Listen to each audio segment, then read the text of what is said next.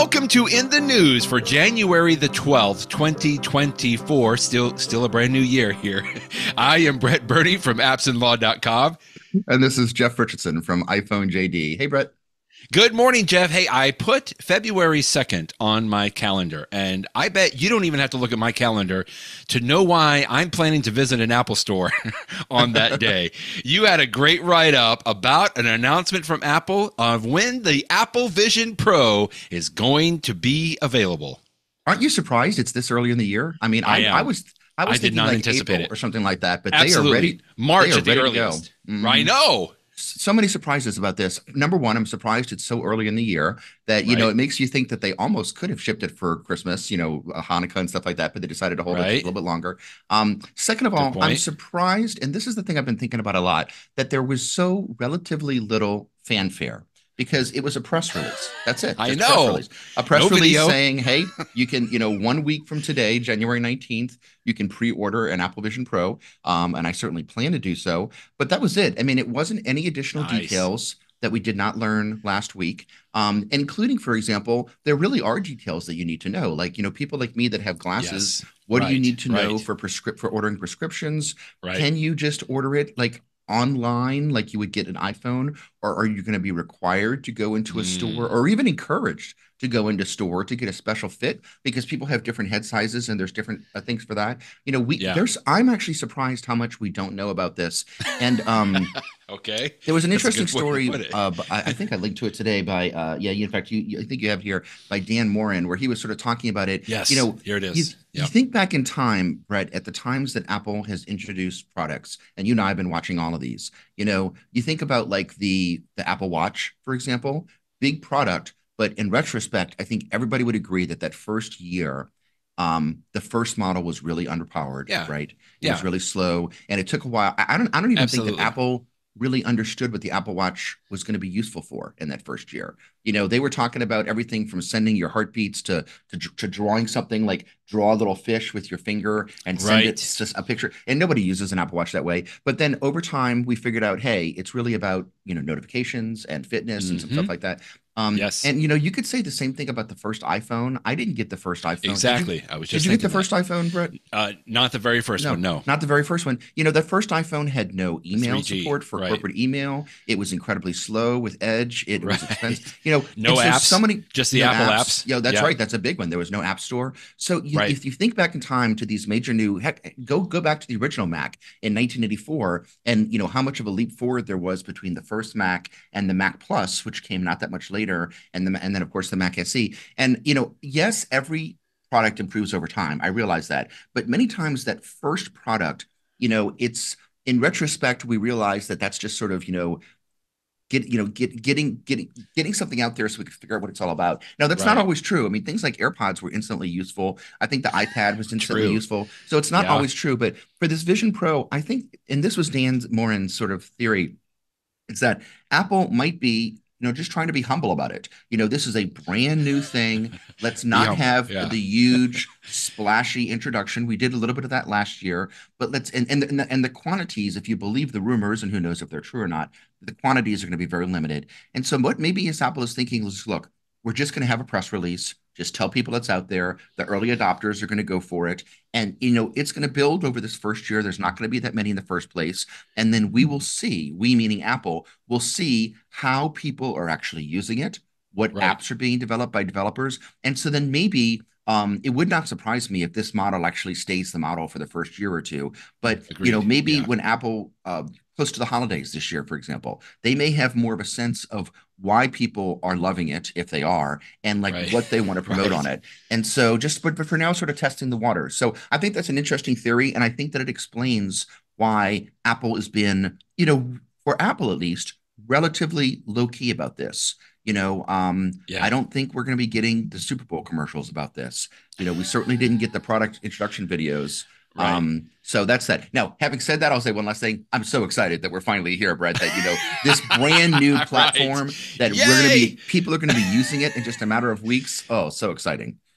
I just continue to think, looking back over this last, because this was announced in summer, right? Isn't this, we sort of anticipated it.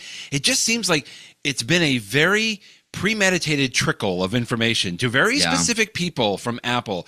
You know, like we've kind of gotten notice that, you know, that Jason Snell and John Gruber and several of these folks have been to like private visits. I specifically remember at WWDC, it was a very planned out presentation, you know, for each journalist went through the exact same kind of a thing, you know, with the Vision Pro.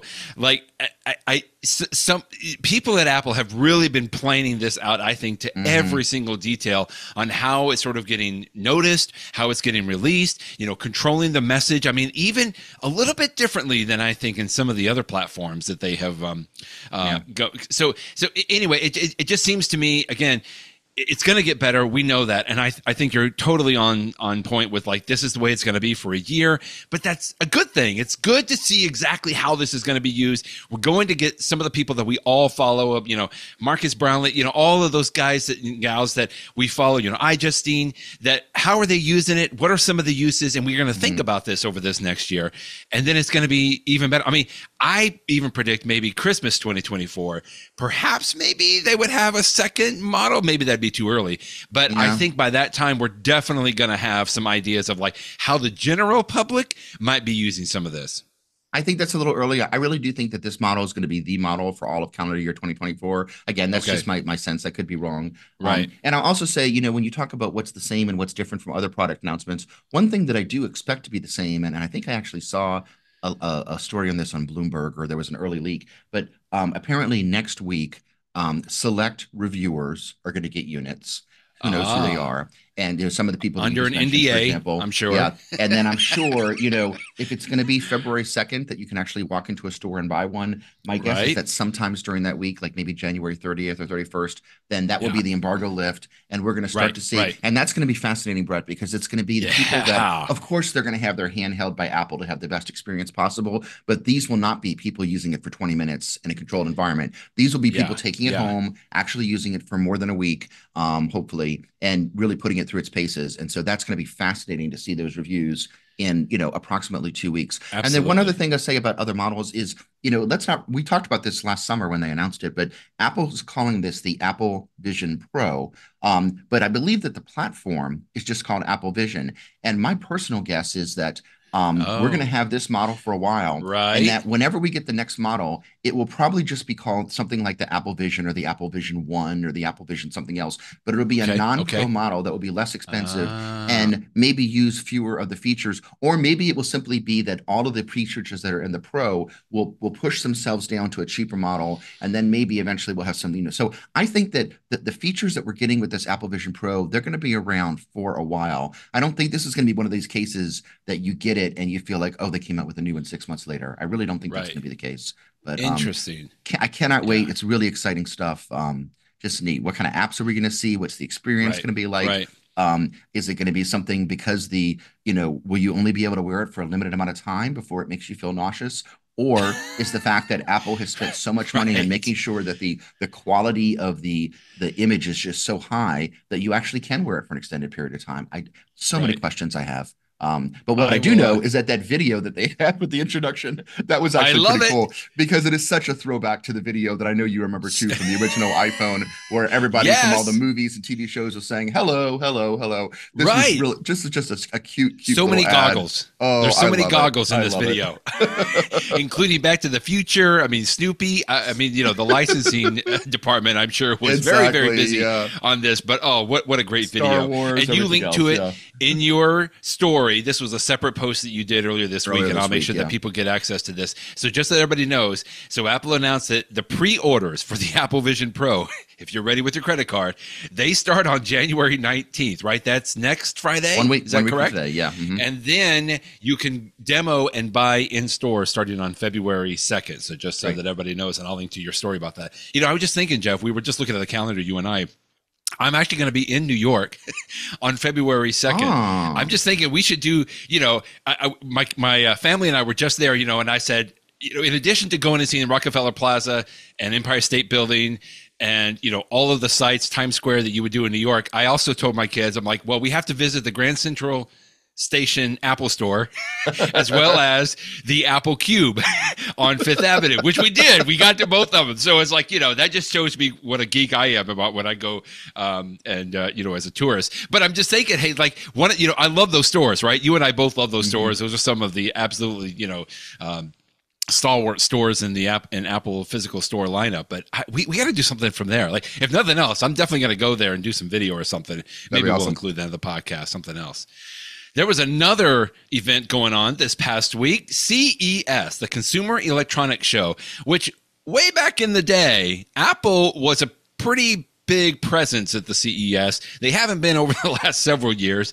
CES is not what it looks like. I've never actually been, but obviously every year at this time, I follow it very closely of all the stories coming out. And something that we talked about last week was a kind of a star of the show. This is the Clicks case for the iPhone, which is like, it's new, but it's a throwback to put in a physical keyboard on a brand new iPhone. CES is interesting because it's a mix of things that are futuristic that actually never end up shipping, and real products that people want to introduce. And this is an example of the latter. We talked about the Clicks keyboard, and I think I told you last week, Brett, that when I first saw this announced, I'm like, oh, come on, ha, ha, ha, a keyboard. But then the more I looked at it, I'm like, well, maybe there's a value here. And this review by the reviewer at CNET was fascinating because although he only had 20 minutes with it, he's like, this actually makes sense. It's so easy. You just slip in your iPhone and it works, so anyone can use it. And I thought it was sort of funny that he was amazed. He's like, oh, and they have all these cool commands, like you can do command space and you can do a search. Yeah. And I'm like, that's not a Clicks thing. That's just built into the iPhone. Any external keyboard with the iPhone, you could have used an external keyboard with the iPhone back in 2010 and had some of these same tricks. But regardless, it just shows that people don't think of an external keyboard for the iPhone the way they do for an iPad. But the reality is that both the iPhone and the iPad, but the iPhone has been able to use an external keyboard for a very, very, very long time. And so, it actually works pretty well. And so, the more I think about this, I do think that there's a segment of the population that's going to say, it's so simple. You just put your phone in there and then you can use a real keyboard. And unlike, the old days of a BlackBerry where the keyboard takes up half the screen, you can see your entire screen. And that is actually one of the advantages of using an external keyboard of any kind, including this with the iPhone, is that it takes that software keyboard off the screen. So you have a big screen that you can see everything there. And there are times that I use my iPhone with an external keyboard because it just makes sense. So it was really interesting to see. And again, this was, to call this a review, he only used it for 20 minutes standing at the booth at CES. But at least it's somebody from the outside putting their hands on the product, and he says it's the real deal. So it's just the immediate response, or the immediate reflection that he had on this, and it's exactly what you said. This picture speaks 1,000 words right here, because we don't even think about it when I'm going to do a text message or put some text on a picture, like in what this picture is showing here. I don't even think about it. The keyboard, the on-screen keyboard, has always been there. It always takes up half the screen. I just don't even think about it. But when you see it next to his iPhone with a Clicks keyboard on it, it's like, whoa, that's so much more screen real estate. And for his first impression, that was the immediate thing that grabbed him, which I just thought was great. And then the other thing, quickly to your point, I use a Bluetooth keyboard with my iPhone as well fairly often. I have one of these keyboards just like you do, where I can switch between, using it on the Mac or on the iPad and on the iPhone, that kind of a thing, and switch around. But those are all Bluetooth keyboards, Jeff. And so it may take a second or two, sometimes a little bit longer, sometimes not. I mean, it's not that bad of a deal, and I've gotten used to it. But I just liked what he said in this. Who was this? Nick Wolny. What he was saying here is like, it's immediate because it's a physical USB-C plug in the bottom of the opening on this Clicks keyboard. And so as soon as you plug it in, everything's works. Like, everything's there. You don't have to do a special keyboard shortcut or anything to switch over. It's all right there. And I like that. Like, I want it to work that way. In other words, without having any kind of a delay or anything like that. And he was actually even good. My next question was, okay, well, how easy it is to get it in and out of this keyboard. And he says it's surprisingly easy because the top apparently is like a rubbery type of a quality. Anyway, just what he was saying, like, he was answering all the questions that I really would have had if I was standing there for 10 or 20 minutes on this. And I just thought he did a good job of covering that. And the more I talk about this and look at it, the more I want it. I've even, my outer circles of connections and contacts, Jeff, that people that, don't care about technology as much as you and I do. I even had one or two other people this week say, hey, this is the funniest thing. Did you see this? There's like a physical keyboard for your iPhone. And I'm like, how did you hear about it? The fact that I'm hearing it from like my other connections like that, Jeff, tells me that they've been doing number one, they're doing a good job on the marketing. Number two, this could really appeal to a greater audience than maybe I initially thought. Yeah. Good stuff there. Speaking of CES, something else that I like that you talked about here was two other companies that you and I both like, Anker, A-N-K-E-R, and Mophie, M-O-P-H-I-E. They are offering some new products as well. The Anker products really intrigued me here, most notably because of this very compact, what are they calling this one here? 3-in-1 foldable charging station. This might be the next one I get. Yeah, there are so much variety in the market, whether it's portable chargers or things that you plug into a wall, but you can charge multiple devices at once. And I just love that we have some really good companies like Anker and Mophie that are out there coming out with lots of different designs. And so you can decide, and some of these won't be as popular as others, but some of them I'm sure are going to be hits. And so they came out with some of their new ideas. This idea of charging multiple things at one time is sort of a big deal right now. A lot of people are finding those useful. Right. I love them in my life. And so I'm glad to see the Anker solutions, like you said. So it's cool. And the Mophie one's neat too, because the Mophie one, I remember that when Mophie had their juice packs way back when, it was the first time you could just throw, it was, I guess the original ones were sort of iPhone cases, and that they would add the extra power to your iPhone. Right. And then Apple got in the market with its MagSafe thing, and now Mophie's come back into it. Yeah. And so which is nice since Apple's not selling right now their battery pack. It's nice to have all these different charging options. At the same time that our iPhones do a better job of holding the charge longer and longer, there are always times when you need to have that charger on the go for your phone, for your iPad, etc. So these looks like some nice chargers. So anyone that's out there that's thinking about, I need to get some sort of a charger, this is a great time of year, right? Because these new things are being announced at CES. Some of them are immediately available. Some of them are going to be coming out soon. And so you have a lot more choices now than you did just a month ago. The other thing notable about both of these announcements, Jeff, is the new Qi 2 form factor. Qi is in QI, right? This is like the wireless form factor that has been around for a long time. We just call it the Qi wireless charging.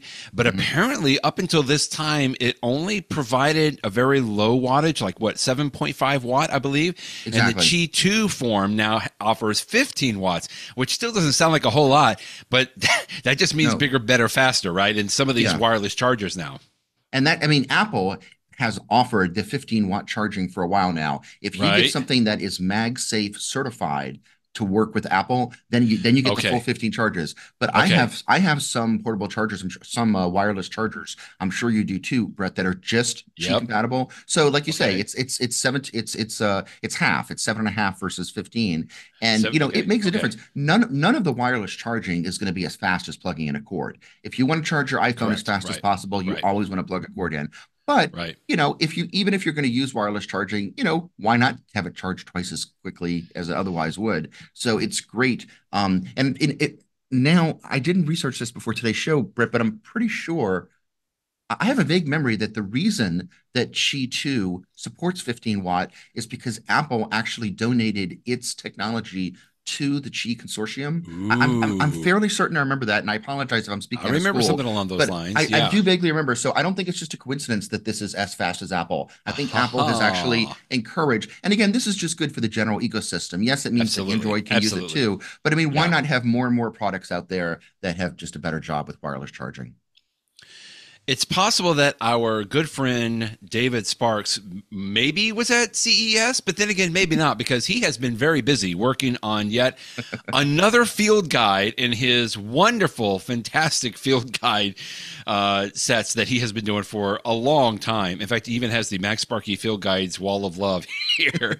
You lead to a brand new one that he just announced, I think maybe just within the last week or so. He's been working on this for years. You and I both know him pretty well, and he's always been, I guess it would be very safe to say, and probably David would be proud to know, that he is a productivity nerd, right? He has been nerding out on this for a long, long time, and it is finally available, the Productivity Field Guide.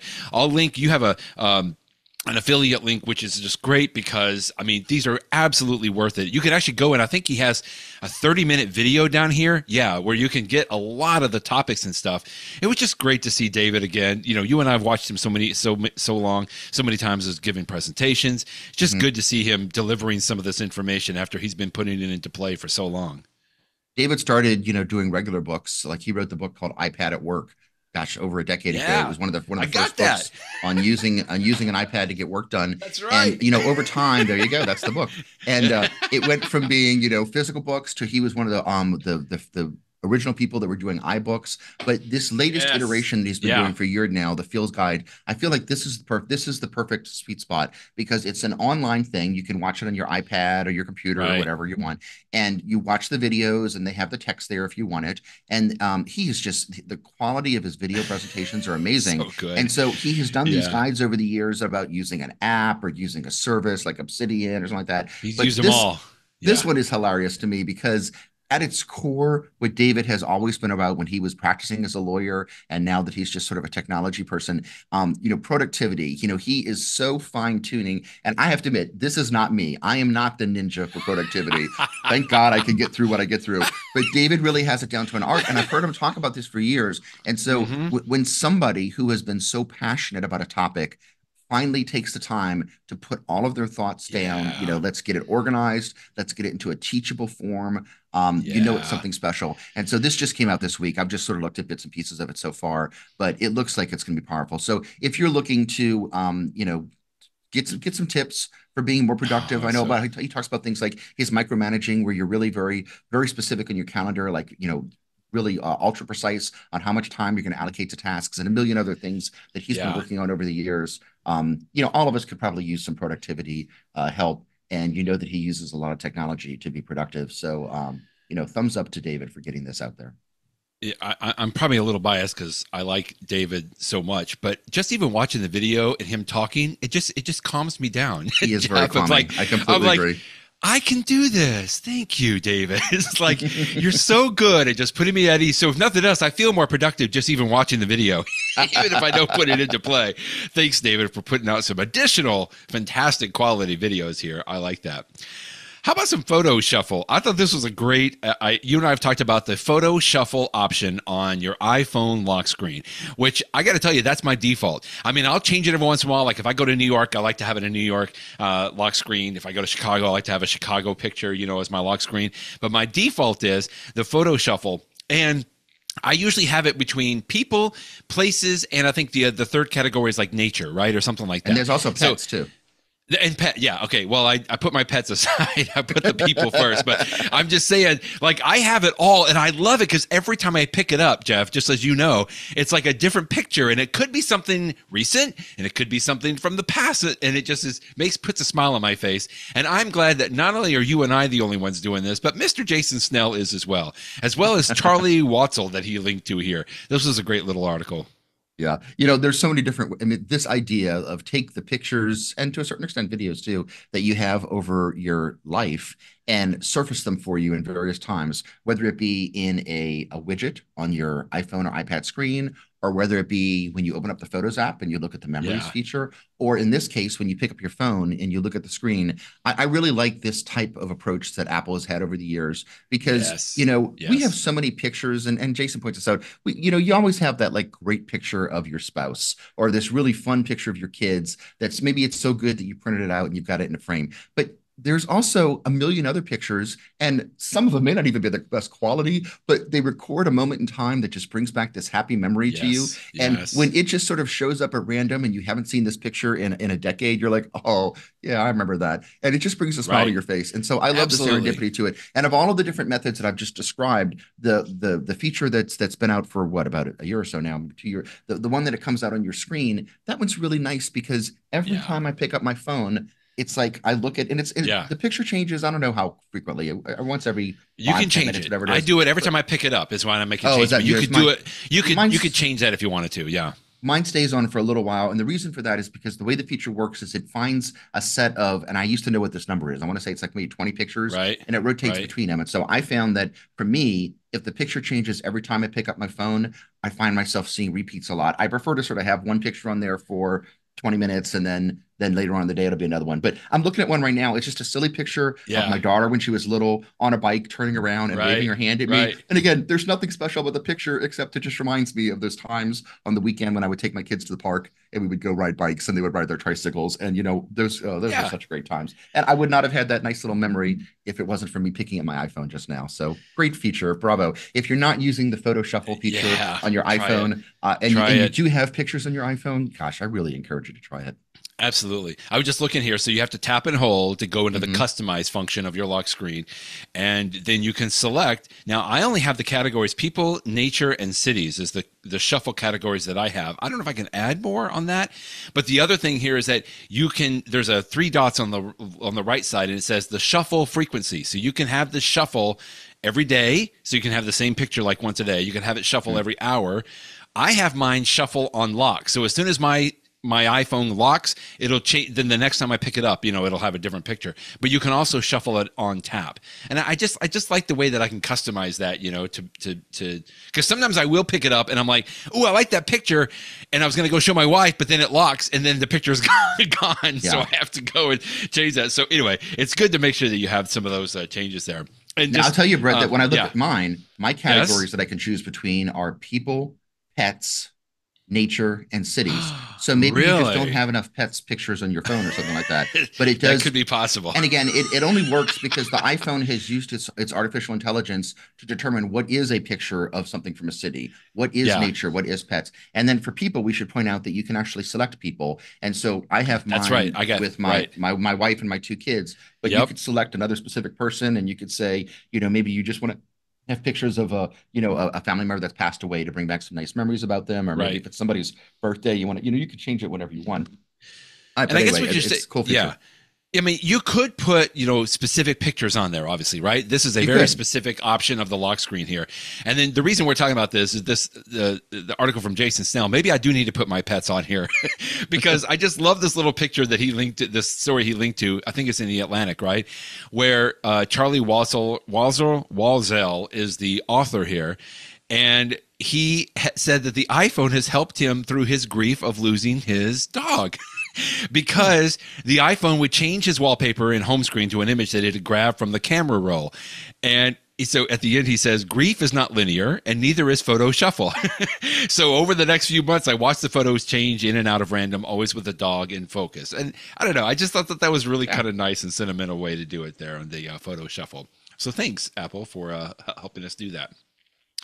Well, in some cases, if you are prone to losing things like maybe your iPhone, or definitely something even more so as in like a wallet or something else like this, a couple of stories, one that was from you, Jeff, and then Apple announced they have increased the Find My limit to 32 items. I didn't even know that there was a limit. And I think you were the same way before this, but I'm glad to know I can put more Find My items in here now. Yeah, I've got like 4 AirTags and I've got a couple other items in there. So I wasn't even, I think I'm less than 10 right now. But it's Right. nice that you can add more and more of items that you do because it's not just AirTags, it's third-party options that use the Find My network, which is the reason that I linked to these cards this week. Yeah. Is that AirTags are great, but an AirTag is so thick that it's really tough to put in a wallet. Now there are some third-party products out there that they do try to shape the wallet around an AirTag, but I really think that makes it a little bit too bulky. The real answer is you want to get something short, something really thin. So the one that I'm holding right now is the Eufy SmartTrack Card, but like it's so thin that you can just slide that in your wallet and you really don't notice it. And it's so light. I mean, you can't tell, Brett, but like as I'm picking this up, it really feels like a business card. You know how a business card has got like basically no weight to it at all. You know? So it's not going to add a lot of bulk to your wallet. It's not going to add weight. I just slip it in my wallet and it's done. And now it's in my wallet. And if I can't find my wallet, I can find it using this, just like an AirTag. If I leave it behind at a restaurant or at the gym or someplace else, it will give me an alert, a couple of blocks away. Hey, I noticed that your wallet's not with you anymore. And you're like, oh, okay, let me go back and get it real quick. So it's a nice little, it's again, one of these things that you hope that you don't need it all the time because you don't want to be losing things. But if you do lose something, it really is nice to have it. And when I linked to this article So I'd originally bought the rolling Square card for about $30. Okay. In fact, it was maybe even a little Okay. bit more than 30 when I got it through Kickstarter. And I really, really liked it. And then I saw the Eufy on Amazon, and because it was just a little bit Yeah. lighter, and because I really like Eufy's products, and I sort of liked the slick look of it and stuff like that, I'm like, well, let me try this one too. And at the time that I linked to it, it was only like, I don't know, $18. It's now gone back up to $30. Yeah, oh, there Yeah. you go. Maybe it's Well, still like 18 it's still bucks. Okay, 20 right now, good. but So that's yeah, still a great you deal. were, Okay, but yeah, yeah. regardless, whatever you get for it, whether you spend $20 or $30, what I'm here to say is I wasn't sure about this product Nice. category, but I've been using it for I don't know if it's been 6 months, but it's been many, many months now Okay. that I've been using them, and they're great. Like it totally, you stick it in your wallet and you really don't notice it at all, even if you put your wallet in your back pocket. And Oh, certainly I like if you're this. if you keep a wallet in a purse or something like that, then you're not going to Right. notice it at all. So it's thin, it's light, it's great. Now I'll also mention that these products, although I think the number one use is for a wallet, the Eufy one actually comes with a little I don't think I have it at my desk here. It's like a thin little clip. And so it adds just a tiny bit to it. But if you wanted something really thin to clip to the side of another object, you could use it that way too, like Oh, clipping it okay. in a briefcase or something like that, as opposed to throwing an I AirTag in there. gotcha. So you can use it for other purposes. But again, what it's really designed for is to slip in a wallet because it's so thin. And it's nice, buy it once and then don't worry about it. The battery lasts for a couple of years, and then you can't replace the battery. You have to get a new one. But I cannot strongly enough encourage you to have it because we all lose our Oh, yeah, wallets, this is and good. you're trying to Yeah. go to work, or you're trying to leave your house. It's like I can't find somewhere. Where is my wallet? Is it in? Is Did I Right. leave it on the TV? Where did I put it? And you can use this, and you can quickly find it and get about your business, and it's great. I think long ago when this was a first kind of a product category, right? This is not the first time that we've come out with these kind of cars like this, but in the past they were so bulky. I'm just like, okay, that's not for me. And then when the AirTags came out, I remember there was always some kind of wallets. We talked about a few of them, that would have like a little pocket in the top of the wallet, right? So you could put an AirTag in, but it was just so bulky. I'm like, okay, I'm just going to give up on this product category. I don't think it's for me. But you have convinced me, my friend. I mean, this was a great review you did this past week of Yeah. both of these devices, the Eufy SmartTrack Card and the rolling Square AirCard here. Yeah, I think I'm sold. I mean, I like the fact that you said you gave the exact dimensions. It's the exact same dimensions as a credit card, but it's thicker. It's like you said, I think in here, Like like two or three the credit thickness, cards. Yeah. 2 or 3 credit cards. Okay, but that's not a big deal. I mean, Yeah. I mean, I'll do that to make sure that I got the security aspect on there. But just And real let's quick also say, question. Brett, Yeah, yeah, go I want ahead. to say something about the product category before you get to the question, that the reason this works so well, because I remember those early products like you're talking about, that Yeah. you have to be really close to them.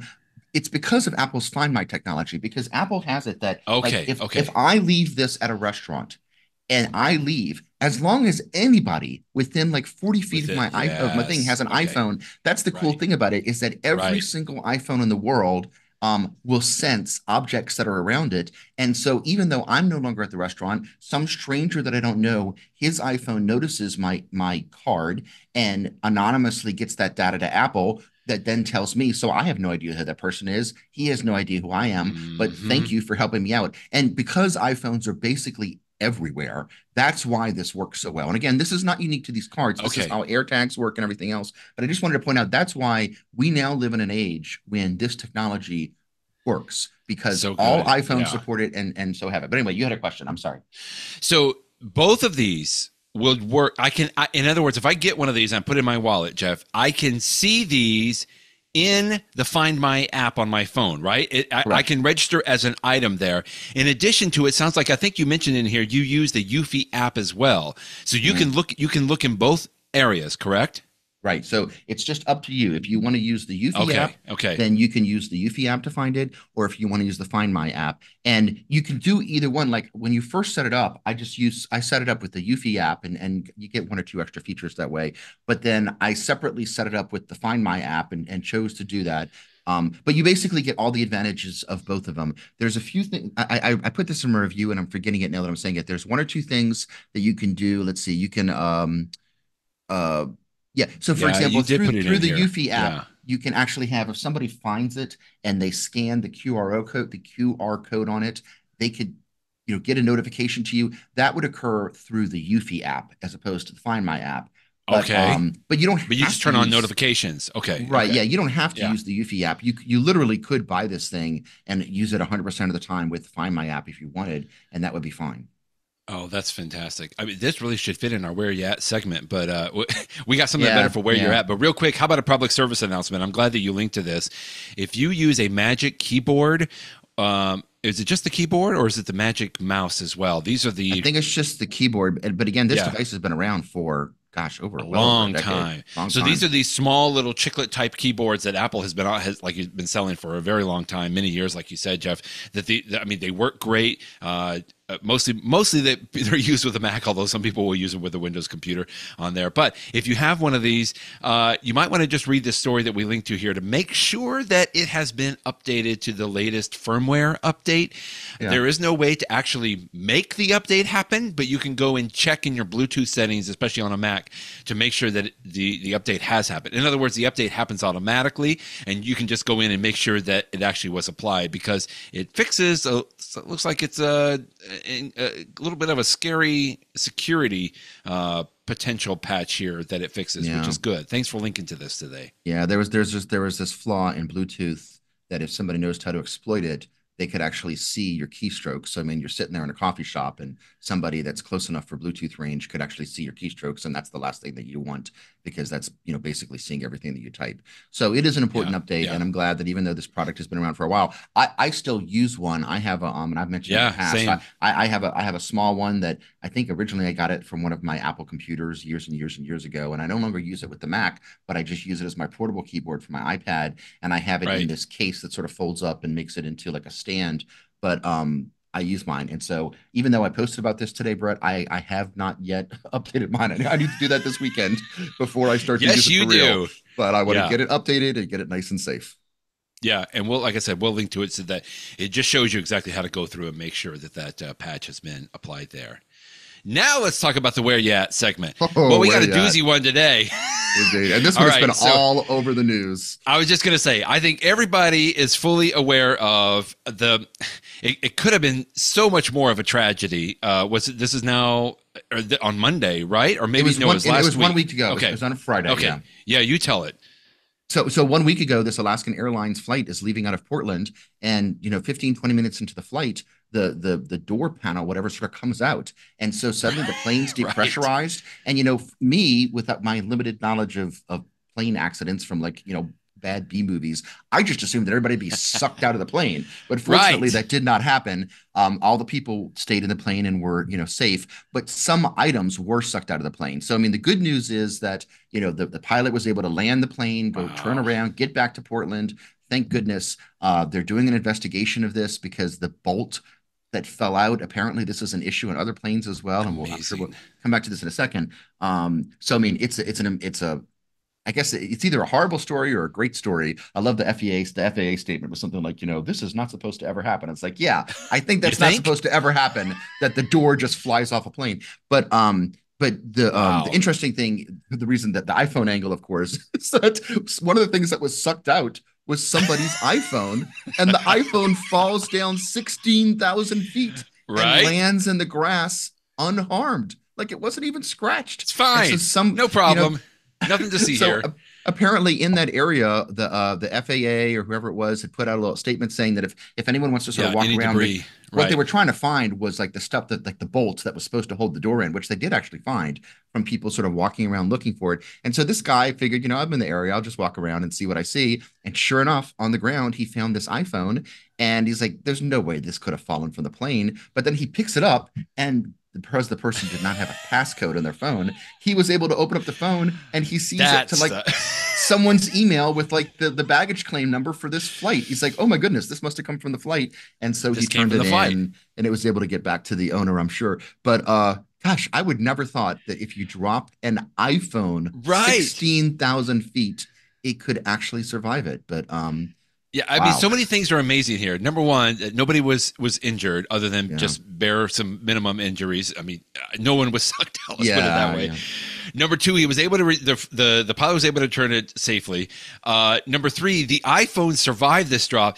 But to me, this is where my mind is going. The most incredible part of the story is like, how can you not have a passcode on your iPhone. I mean, come on. I mean, I guess I'm glad that they could see it, the fact that there wasn't a passcode, but it's just like, who in their right mind doesn't have a passcode on their phone today?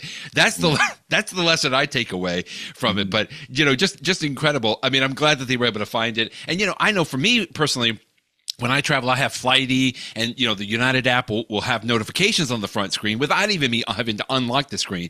So I would just thought when I first saw this, Jeff, that maybe just somebody saw the notification and they could tell what it was.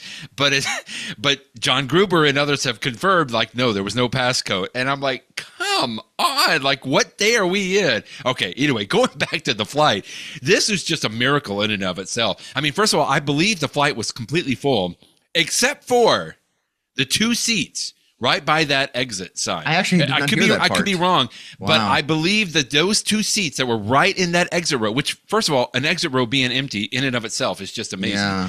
But those 2 seats close to that area were not, nobody was even in there. Otherwise, just some incredible stories. Like one of the tray tables was just completely sucked off. It sounds like a little kid in a couple of rows back or so had their shirt sucked off of them. Oh my goodness! And the mother was like having to hold this kid in the seat, and put the oxygen mask on and everything. I mean, just some incredible stories coming out. But yeah, many things were absolutely sucked out of this plane because of this door coming off, and one of them was this iPhone. But truly, it was just a miracle. And I've heard several reports about the pilots just completely staying calm. Apparently, when that happens, the pilot door flies open because it just opens up, so that everybody, I guess from security aspect, I don't know why, but the pilots were completely calm. They did everything they were supposed to do. They returned it intact and safely. Just crazy. But I got to tell you just quickly, if anybody is traveling, this was a 737 Boeing MAX 9. And my heart goes out to the Boeing folks because I know this is not going to be easy, but United apparently has one of the largest fleets of 737 MAX 9s, and I had to travel this past Monday, and my first flight was canceled, Jeff, because the plane coming in was a MAX 9. And so I know there's been other people that have been just having to fit to be tied this week about having some delays, and some of that is due to the fact that all of the 737 MAX 9s have been grounded so that the FAA can obviously inspect them a little bit more. Oh, my goodness. I was just looking one last thing and I can't find her name, but I have there's an article about the pilot that I guess the like they have their audio record and stuff like that, and apparently she is cool as a cucumber throughout the entire thing. It's like this is what you want your pilot to be. It's just under the worst possible pressure, and she was just perfect. So it's nice to see some good stories. Exactly. Could have been a tragedy, but yeah, I know. I think another link you linked to was that some of the passengers are filing a class action, which I guess I really can't blame them against Alaska Airlines.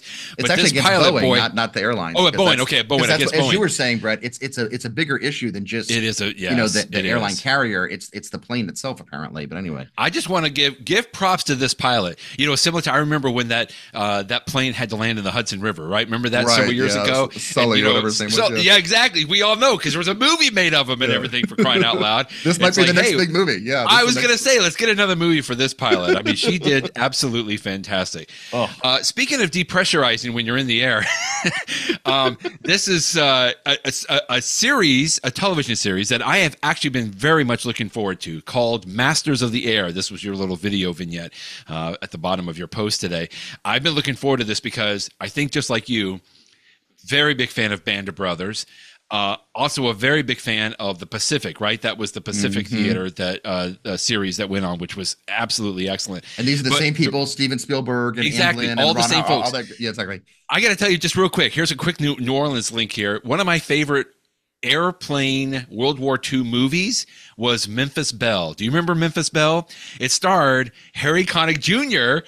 in there, and I love that movie. It's old. I can't even tell you when the year that it was, but I always enjoyed it. It was about this was the 100th flight of this plane, right? I think because after 100 flights, then the crew gets to.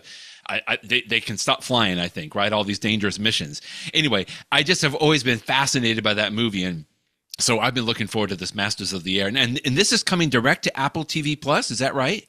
It's an Apple TV Plus show. So even though Oh, Band of Brothers was on HBO way back when, right. and I'm pretty sure The Pacific was too, because I saw that one as I think well. so. Yeah. But Yeah. Apple got the rights to this one instead. So it's going to be great. It starts later on this month. It's going to be, I think, like a 9-point series. And Oh, yeah, I mean, when you said the New Orleans link, what I thought you might say is one of the fantastic things we have here in my hometown of New oh Orleans yes. is the That was world, my the next national, one. yeah, the National World War II Museum, which is a truly Smithsonian class. I mean, it is a fantastic museum, worth a Absolutely. trip to New Orleans. It's incredible. In fact, Definitely. they've just expanded it. So, but they have all sorts of things from World War II, including this one Uh-huh. place. I think it's actually called the Boeing building, but it's got all of these incredible, the actual full-size planes Oh that are on yeah. top of you. Oh It's much yeah. like when you're in the National Air and Space Museum in Washington, D.C., except these are all World War II. And it's just I'm just fascinated. You see these vehicles and you read the stories of the people, I'm sure, which will be featured in the show, Yeah. of what they went through in World War II, and it's just amazing, amazing Yeah. stories. I'll even So go one I'm better, really looking Jeff. forward. Go ahead. Because if you remember, a year ago, I was in New Orleans. That's We right. did our podcast in your office, which was just fun. But I had the family there, and I remember you telling me like you cannot come to New Orleans unless you can go to the World War II Museum. We only had, I think, maybe 3 or 4 hours, and that was a pitiful time to go because There's so much to say. we could have stayed there the entire day. But Jeff, I will tell you exactly. I remember that building so prolifically because you're exactly right. First of all, you can go up multiple stories, Right. so So you you're can right look at there. these Yeah. planes under, over, to the side. And I remember specifically one because I think my wife's grandfather, he was a bombardier in one of these. I forget what the plane exactly was, but in this World War II museum there in New Orleans, Jeff, they have like a cutout where you could like see exactly how this bombardier had to like You can. contort their bodies to fit into this scope. And you could see movies and you can see videos about this until you fall asleep. But being there and seeing it, like, and being able to not necessarily touch it, but go into the cockpit and just see it's a fantastic, fantastic exhibit there at the World War II Museum. So yes, I can't underscore that enough. So yeah, there's 2 New Orleans links there for you. Love that. All right, in the know. In the know. We were talking about the iPad. One of the things that I like to do is use my Magic Keyboard for the iPad. And we've talked about this. I know you don't have one, but you do have a keyboard that you use with the iPad. Sure. I keep my iPad here with this Magic Keyboard, but this will work for any Bluetooth keyboard that you can connect to the iPad as well. When I'm on the Windows computer or a Mac computer, when I need to switch to an application, I am always using the Alt Tab function in Windows and the Command Tab function on the Mac. I do this all the time, even to the point when I'm sitting with somebody and they're using a computer and they don't use this. I kind of look at him like, what's wrong with you? Like, That's funny. why are you moving your mouse all the way down to the taskbar and selecting another app? Just Alt Tab right over there. Well, it was so ingrained in my muscle memory that the first time that I had an iPad keyboard, or even I do this with Mac or any other computer, I will immediately just muscle memory, just Command Tab. Right. I am happy to say, and this is kind of an old tip, but the Command Tab works exactly the same on an iPad. And so even again, when I'm sitting with somebody and I'm looking at them watching their iPad, and they're like going all the way to the home screen, and then they're finding the app to open, I'm like, just Command Tab. Now this only works if you have an external keyboard, either via Bluetooth or you've got a Magic Keyboard that you're using with your iPad. But if you are switching back and forth to apps on your iPad, Command Tab on an external keyboard, it works beautifully. You can do a 4-finger swipe, right? A gesture to go back and forth. There's multiple ways you can go into like, what do they call that? Mission control, to where you can select all the apps that are open. But Command Tab is something that I'm constantly using. And by the way, you can also do Command Shift Tab, which will go backwards. So Command Tab, you can just go tab, tab, tab. I usually hold Command down and with my thumb, and then tab, tab, tab, tab, tab with my finger, and then it goes to the next apps there. And if I hold Shift down and tab, tab, tab, it'll go backwards on there as well. So that's my tip for the day. Yeah, it's a great tip, and it's a good reminder of using a keyboard with an iPad or an iPhone, but with an iPad especially. It's not just that you can type faster, although of course that's true, but it changes the experience, because when you can switch apps so much more quickly, just using, like you say, Command Tab, Tab, Tab, that is different than having your fingers on the screen and going back and forth. And it allows you to be much more productive. Now, again, I don't like using a keyboard with my iPad all the time. Most of the times when I'm using the iPad, it's not something that's appropriate for. But when you're in that mode, like if I'm, typing something in a Word document and typing emails and going back and forth between documents, you get to a different level of productivity with an external keyboard because of shortcuts like this one. Good way to put Command it. Tab, and other ones too, like Command H to go back to the home screen and Command Spacebar to do a search, and other ones like that. These are, it's just a different experience. And so if you haven't tried it, it really is important to try it. It's really Good points. So that's a great tip. My tip today has to do also with the iPad, but this is one of those times when you are not using an external keyboard.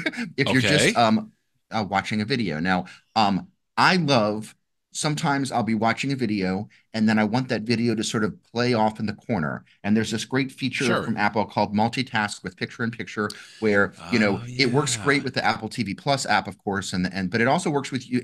Over the years, there have been times when it does and does not work with YouTube. As I'm speaking today, it does work with YouTube. It does. So you can it does. If you're watching a YouTube video and you go full screen and then you sort of swipe up from the bottom of your iPad, that YouTube video goes into a little corner and you can move it around what corner you have. And so you can have it off to the side. So you can be doing one thing, even if it's just sort of a casual, I'm sort of half listening to a YouTube video for fun while I'm doing a crossword or I'm, doing the Wordle or going through my emails. And it's nice to do back and forth. My tip today, however, is not that, although hopefully you know about that one. Yes. My tip today is there are unfortunately some apps that don't support the picture-in-picture. I wish they all did, because then you wouldn't even need this tip. But every once in a while you have one, and I'll give you two examples that I have. For my my quote-unquote cable television is DirecTV, and in addition to using DirecTV through a satellite, I can actually watch DirecTV channels on my iPad using the DirecTV app. Another example I have is I have this thing that I've mentioned a long, long time ago that called the HD Home Run, which connects to my computer upstairs, and it allows, if I'm at my house, I can actually watch live television. So, for example, the other night I was sitting downstairs and Stephen Colbert was on, the show was on TV, and I just sort of wanted to half listen to his monologue while I was doing something else. Those apps don't support picture-in-picture, and so you're either watching the video or you're not. But there's a workaround, and the workaround is this. If you use Stage Manager, just the regular, you have to turn on the multitasking Stage Manager feature for your iPad. It allows you to have apps that are sort of layered on top of each other. And so then what I can do is I can, open the video app, and then using Stage Manager, I can then take another app. This is the way that all Stage Manager apps work, and just sort of drag it from my dock up on top of it. And so then, for example, I can be, going through emails or whatever, and it covers up the video app, whether it be the HD Home Run app or the DirecTV, whatever it is. But you can still hear the video, and it doesn't pause the video. Whereas if I completely left the app, then the video would stop playing. So it's a way that you can, as a workaround, have a video continue to work, even though the app doesn't want to give you that functionality. You're getting it anyway because you're basically running two apps simultaneously. I like it. Using the Stage Manager feature. So and I know not everybody has Stage Manager turned on because it's a different way of multitasking, and it does take a while to sort of get Stage Manager to make sense of your brain. I completely understand it. But if you don't have it turned on now, and you do find that there are times where you want to play video in the background on your iPad, this is a good use for turning on Stage Manager, and it works well for me. And I was just doing it the other day, and I was thinking, I'm so glad that I can do this, because before Stage Manager, I really couldn't do it. So here's the thing, Jeff, that's exactly what I was going to ask, because I did know this, because I do like Stage Manager. We've talked about this before. Is this enough to put you into Stage Manager? Because typically you don't do Stage Manager. Oh, no. Actually, I am Teams. I did not used to be. You're right. But ever since Apple updated Stage Manager last fall. Okay. I remember when we talked about this. Okay. Yeah. Okay. And the reason I did is because you're on the team. Finally made it that you can, actually adjust all sorts of different sizes and stuff like that. So I have, but you're right.